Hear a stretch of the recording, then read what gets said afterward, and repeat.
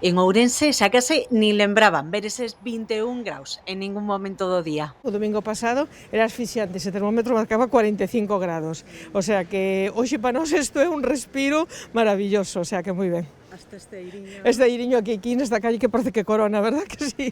Nas últimas horas foi fresco pola mañá, pero tamén por fin pola noite. De arredor dos 13 graus estivo a mínima en Ourense. Xa se pode respirar. De noche ya tú abres las ventanas y refresca inmediatamente. Baixaron as temperaturas na Conca do Miño, pero tamén no resto da provincia, tanto as mínimas como as máximas. Estivemos horrible.